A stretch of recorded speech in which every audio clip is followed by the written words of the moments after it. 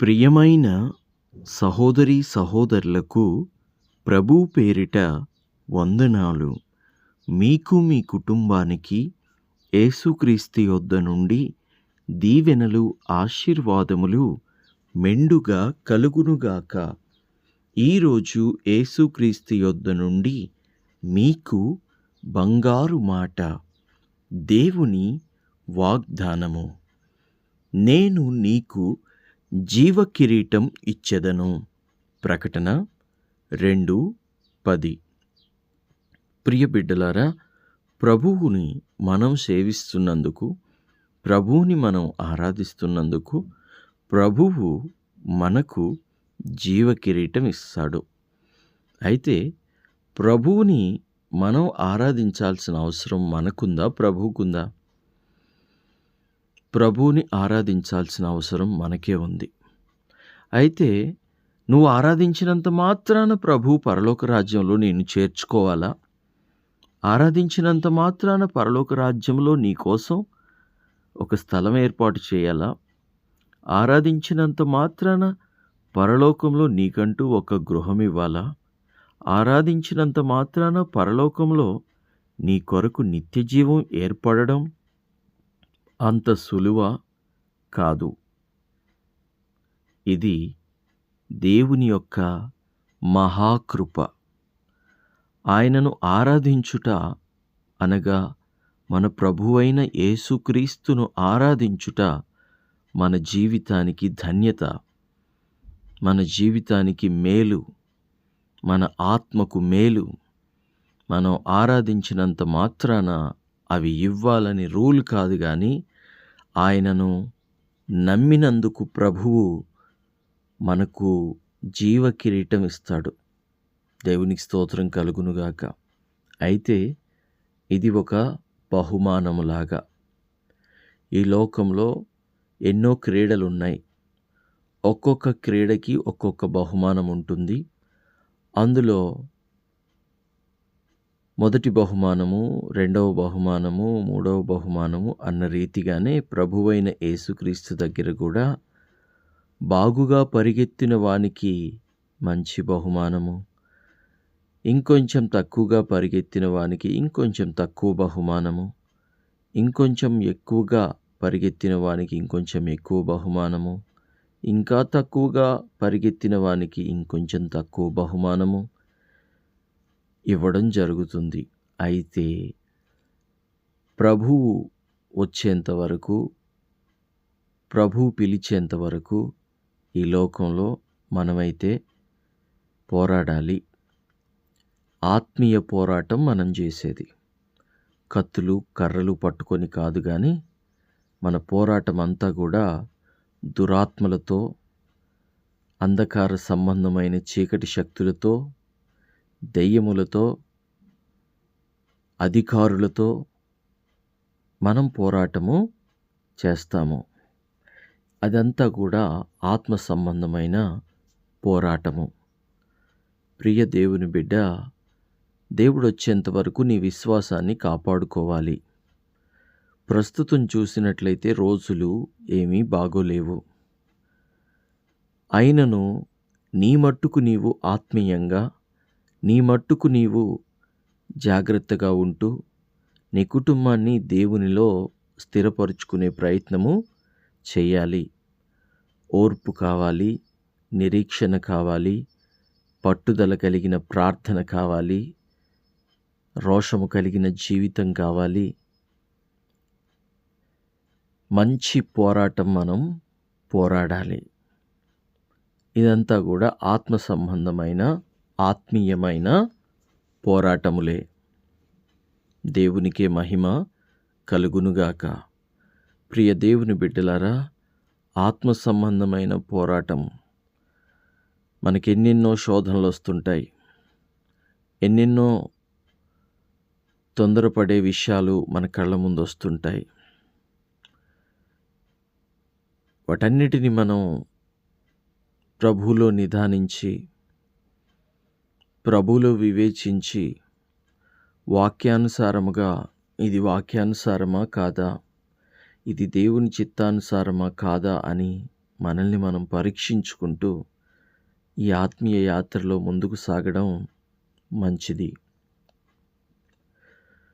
ప్రభువునే సంతోషపెట్టాలి, ప్రభువునే ఘనపరచాలి. అపవాదిని మనం సంతోషపెట్టవద్దు, అపవాదిని మనం ఘనపరచవద్దు. అంటే నీ క్రియలు, పరలోకమందున్న మా తండ్రి, నీ నామము పరిశుద్ధపరచబడునుగాక, నీ రాజ్యం వచ్చునుగాక, పరలోకమందు నీ చిత్తము నెరవేరినట్లు భూమి మీదను నెరవేరునుగాక అని మనం పరలోక ప్రార్థనలో ప్రార్థన చేస్తాం కదా, అలాగనమాట. దేవుని చిత్తమే ఇక్కడ నెరవేర్చబడాలి. పరలోక రాజ్యంలో ఆయన చిత్తం నెరవేరుతోంది. ఏం జరుగుతోంది అక్కడ? అక్కడ ప్రభువు సింహాసనం మీద ఉంటాడు. వేవేల దూత గలములు ఎత్తి పరిశుద్ధుడు, పరిశుద్ధుడు, పరిశుద్ధుడు అని ప్రభువుని పొగుడుతూ ఉంటారు. అక్కడ అక్రమము లేదు, అన్యాయము లేదు, అసమాధానము లేదు, అక్కడ ఆకలి లేదు, దప్పిక లేదు, ఏడ్పు లేనే లేదు. అక్కడ ప్రభు చిత్తం ఎలాగున నెరవేరుతుందో ఈ భూమి మీద ప్రభు చిత్తాన్ని మనం అలాగున నెరవేర్చాలి. వాళ్ళను వీళ్ళను దయచేసి చూడవద్దు.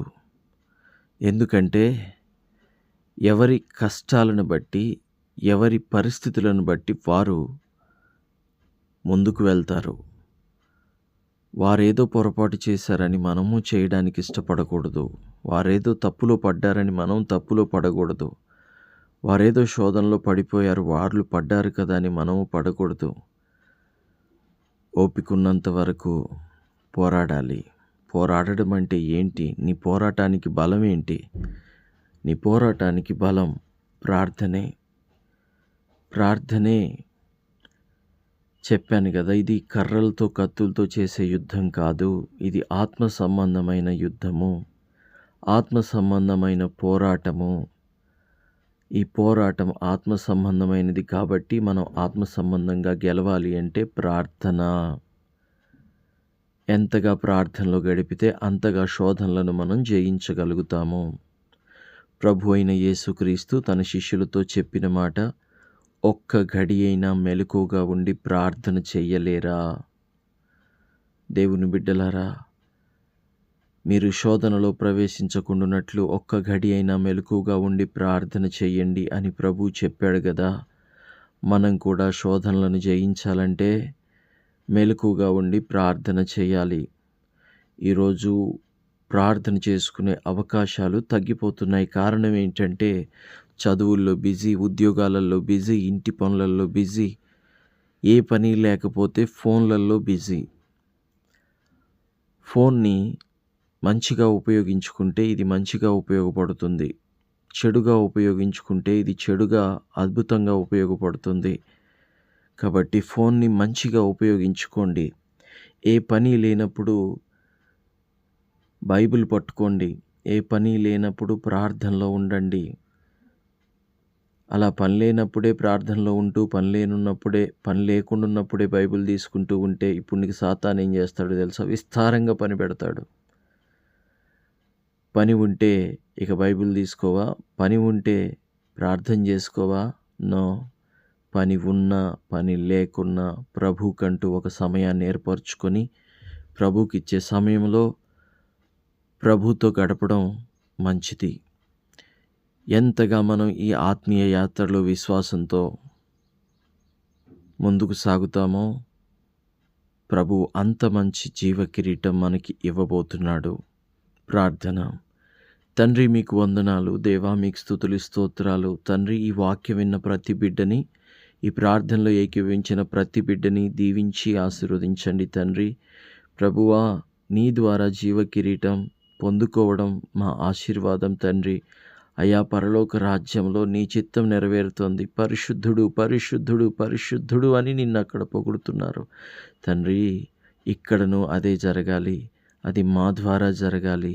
దేవుని రాజ్యం, నీ రాజ్యం ఇక్కడ స్థాపించబడాలి. అది మా ద్వారా జరగాలి.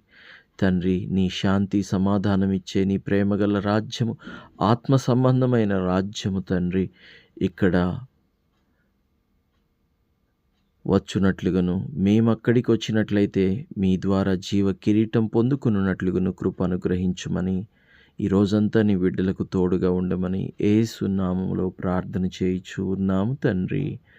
Amen, amen, amen.